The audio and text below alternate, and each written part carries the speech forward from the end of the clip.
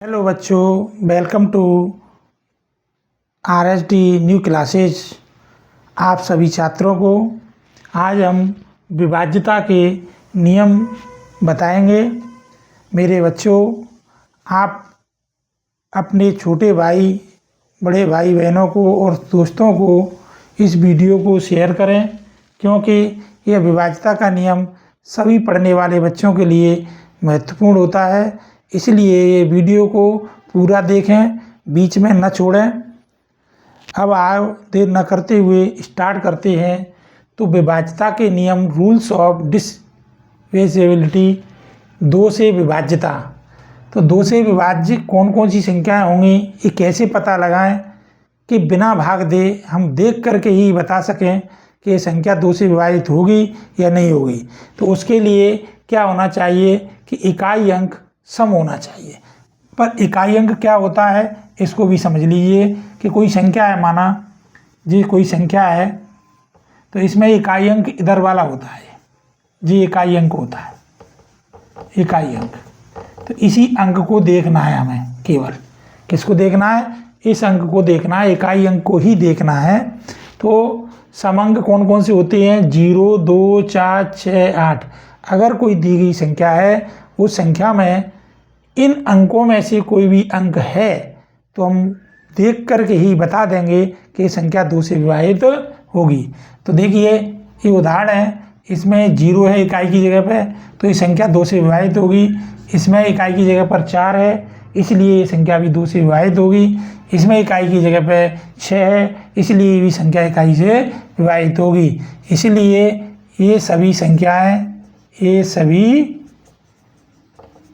संख्याएं दो से विभाजित होंगी। ठीक है। इसके बाद देखिए यहाँ दूसरा उदाहरण है ये। तो इसमें इकाई का अंक क्या है, 3 है, जो सम नहीं है, इनमें से नहीं है। यहाँ भी क्या है, 9। तो ये संख्या है दो से विभाज्य, ये सभी या ये संख्याएं दो से विभाजित नहीं होंगी। तो दो का नियम समझ में आया। केवल दो के लिए हमको ये देखना है, इकाई अंक को देखना है। इकाई अंक पर क्या होना चाहिए, इन अंकों में से सम अंक हैं 0, 2, 4, 6, 8। अगर इनमें से कोई इकाई अंक पर है तो देख करके कह दो कि संख्या दो से विभाजित होगी। अगर इनमें से कोई अंक नहीं है तो कह देंगे ये संख्या दो से विभाजित नहीं होगी। आगे 3 की विभाज्यता का नियम क्या है, अंकों का योग 3 से विभाजित होना चाहिए। तो हम जो संख्या दी गई है उस संख्या के क्या करेंगे, अंकों का योग करेंगे। जैसे एक संख्या ये है तो इसके अंकों का योग कैसे करेंगे, 5 + 3 + 4 और इनको जोड़ा, 5 3 8, 8 4 12, जो क्या है 12 क्या है, 3 से विभाजित होगी, 3 से विभाजित हो रही है। इसलिए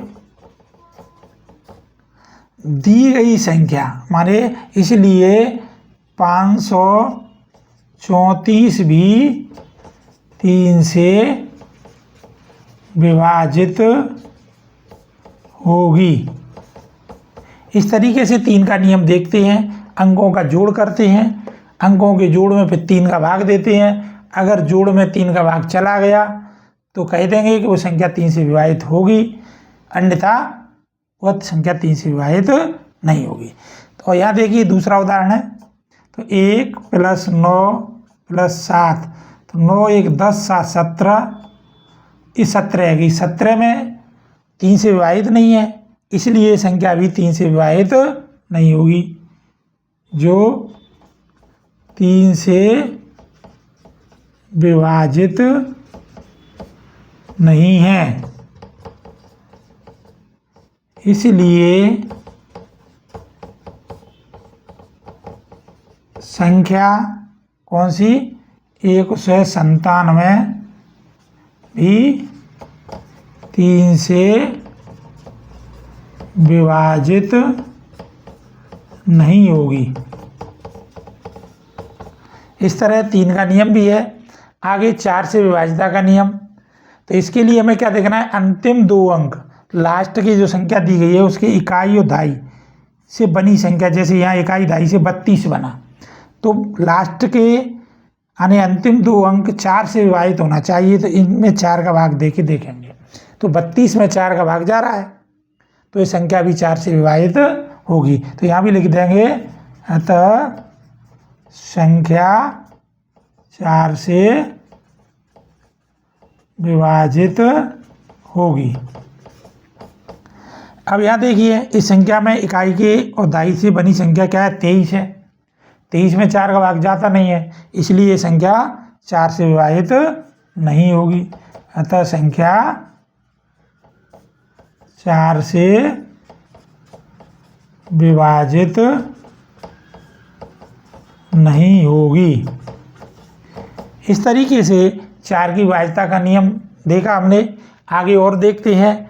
आप वीडियो को रोक करके इसको नोट कर लें, और आगे हम 5, 6, 7 ऐसे आगे के नियमों को भी बताते जा रहे हैं।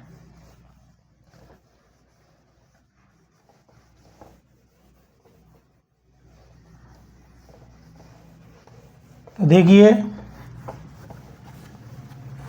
5 का नियम।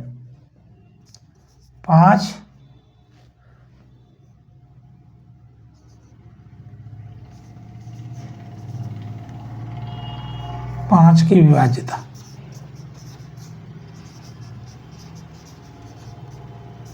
इसके लिए क्या होना चाहिए, इकाई अंक 0 या 5 होना चाहिए, तो ही वो संख्या 5 से विभाजित होगी। उदाहरण,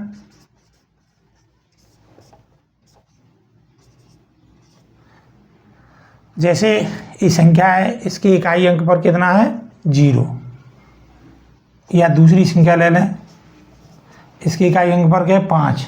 तो इकाई अंक पर 0 या 5 दोनों में से कोई भी एक अंक हो तो वो संख्या कहते हैं 5 से विभाजित होगी। अतः संख्या 5 से विभाजित होंगी। 6 की विभाज्यता।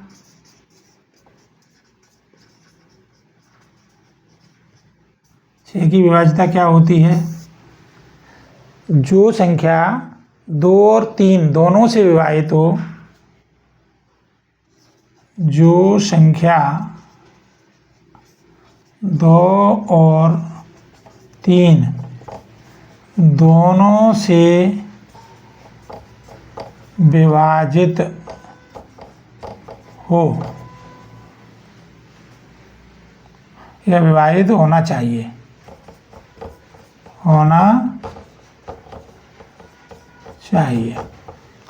तो उदाहरण के लिए हम संख्या ले लेते हैं, जैसे 49,732,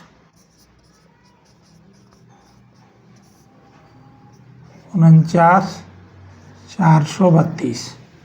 तो हम पहले 2 का भी नियम देखेंगे। तो 2 का नियम हमारा ये पूर्व में देखा था कि इकाई अंक पर क्या होना चाहिए, सम अंक होना चाहिए। तो सम अंक कौन से हैं इसमें, इकाई अंक पर 2 है, तो 2 से विभाजित है।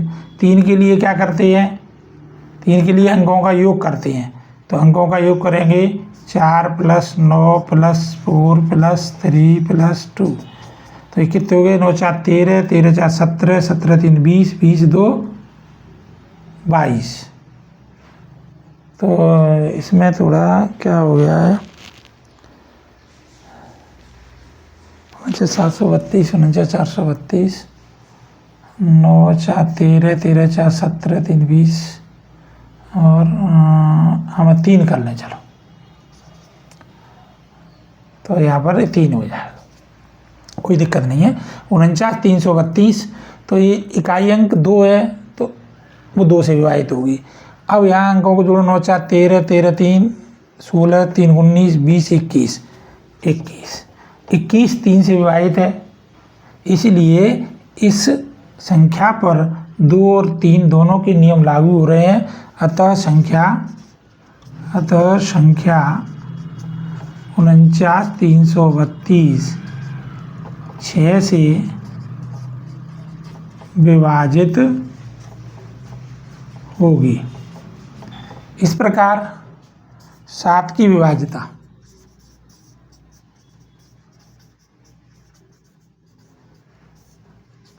7 की विभाज्यता के लिए क्या करना है? इसके लिए हमें ये करना है कि इकाई अंक को 5 से गुणा करना है। क्या करना है?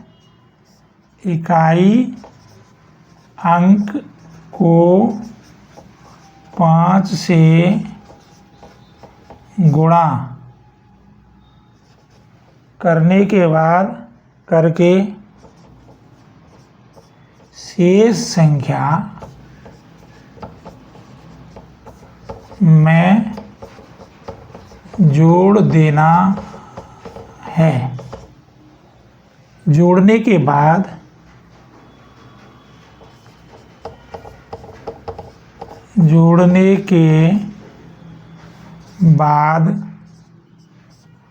यदि संख्या 7 से विभाजित होती है तो पूरी संख्या भी 7 से विभाजित होगी। इसको एक उदाहरण से समझते हैं, देखते जाते हैं। जैसे हमारा 875 है, ये हमारा उदाहरण। तो देखिए क्या करना है। इकाई अंक हमारा कौन सा है, या इसमें कोई दूसरा अंक ले लें। इकाई अंक कौन सा है, चलो इसी को लेते हैं। तो अपन को तो 5 का गुणा करना है। क्या करना है? 5 का गुणा। यहाँ पर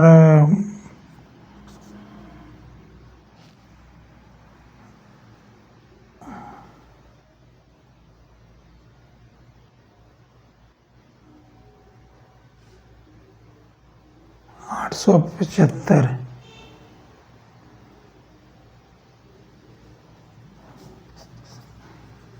देखिए 5 गुणा 5 प्लस 87, तो ये 25 हो जाएगा प्लस 87।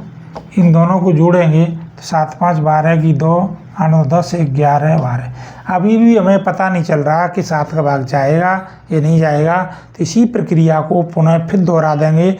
इस प्रकार दोहराते दोहराते चले जाते हैं तो वो संख्या छोटी होती चली जाती है और अंत में पता चल जाता है कि वो संख्या 7 से विभाजित होगी या नहीं होगी। अब ऐसे इसको भी करेंगे आगे को। तो 2 में क्या का गुणा करेंगे? 5 का। बची कितने? 11। 11 को इसमें जोड़ देंगे तो 10 प्लस 11 बराबर 21। अब अंतिम संख्या जो आई 21, इस 7 से विभाजित होगी। अतः दी गई संख्या भी, अतः संख्या 875 7 से विभाजित होगी। इस तरीके से 7 का नियम है। इसमें इस प्रक्रिया को एक बार और सुन लेते हैं कि इकाई अंक को 5 से ही गुणा करना है। इकाई अंक पे कुछ भी हो, या 5 की जगह 4 आया, कुछ भी आया, कोई भी अंक आया, उसको 5 से ही गुणा करना है। बाकी बाद जो शेष अंक बच रहे हैं उसमें जोड़ देते हैं।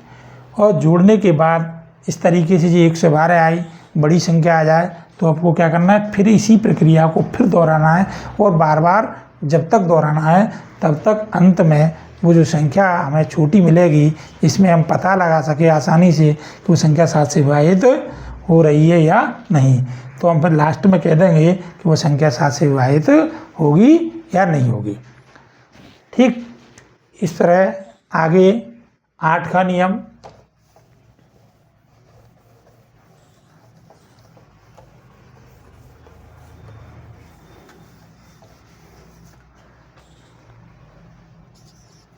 आठ की विभाज्यता। तो 8 के लिए क्या है जैसे 4 का होता है, 4 के में अंतिम दो अंकों में भाग दे करके देखते हैं। 8 के में अंतिम 3 अंकों को देखते हैं। किनको देखते हैं? तीनों। अंतिम 3 अंकों में 8 का या अंतिम 3 अंकों में 8 का भाग जाना चाहिए।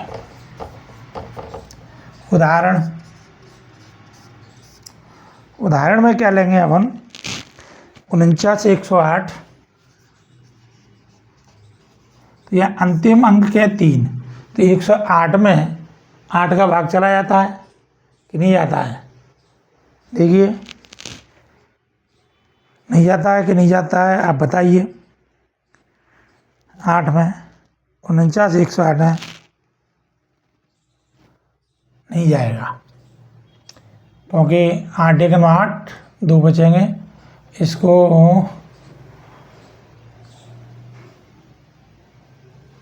4 कर दो, चलो ये कर लो। तो अंतिम 2 अंकों में 3 अंकों में 8 का भाग जा रहा है, क्योंकि 8 एक 8, बचेंगे 2, 2 से 24 हो जाएगा, 38 24। तो ये क्या है? 8 का भाग जा रहा है इसमें। अंतिम 3 अंक 104 में 8 का भाग जा रहा है। इसलिए अतः दी गई संख्या भी 8 से विभाजित होगी। ठीक है, अंतिम 3 अंकों को देखना है। 9 विभाज्यता,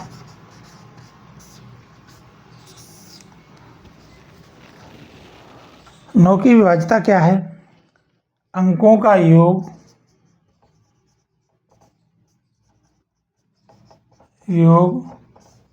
9 से विभाजित होना चाहिए,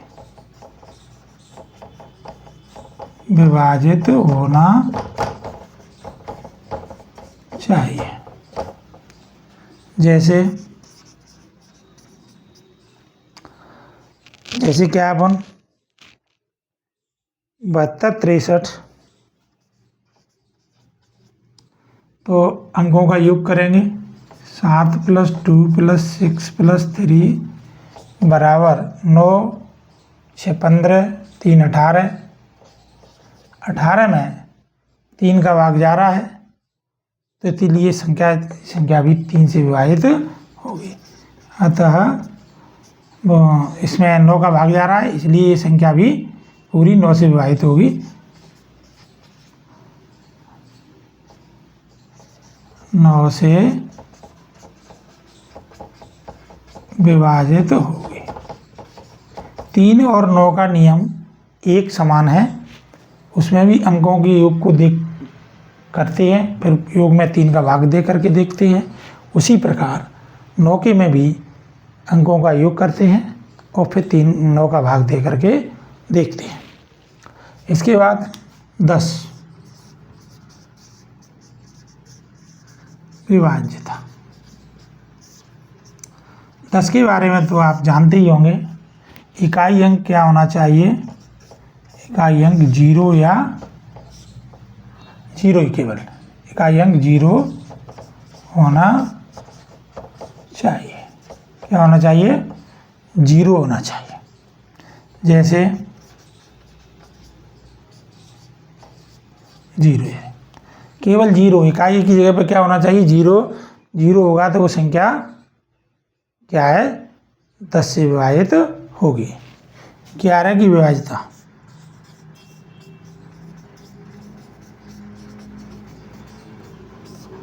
11 की विभाज्यता क्या होती है? कोई संख्या दी गई है, उस संख्या के सम स्थानों के अंकों और विषम स्थानों के अंकों का योग करेंगे और उनका अंतर करेंगे।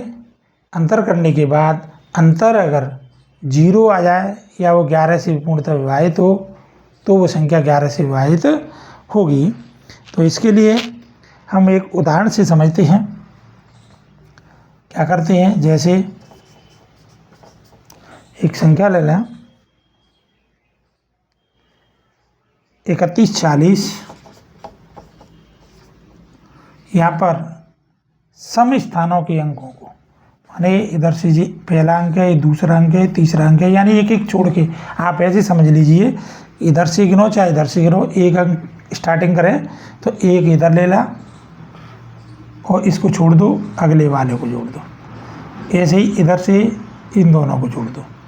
तो इन अंकों को इस तरीके से जोड़ देंगे तो यहाँ पर 4 और 3 7 और 1 और 6 7, इनका अंतर आया 0। तो ये संख्या 3140 3 से 11 से विभाजित होगी। इसी तरह जे 92 95 और 92, हमें क्या करेंगे, अपन ये करें कि इसको जोड़ दो, तो 9 + 9 = 18, फिर इधर वाले जोड़ दो, 5 + 2 = 7। अब इनका क्या करेंगे, अंतर करेंगे। तो अंतर करेंगे तो अंतर कितना आएगा, 18 में तो 7 गए तो 11, वही 11 है ना, वो 11 से पूर्णतः विभाजित हो रही है। तो यानी अंतर या तो 11 से विभाजित हो या अंतर 0 हो तो वो संख्या 11 से विभाजित होगी। कैसा लगा वीडियो, समझ में आया होगा? अगर समझ में आया है तो अपने छोटे बहन भाइयों को, दोस्तों को वीडियो को शेयर करें, लाइक करें। जय हिंद, जय भारत, आगे मिलते हैं।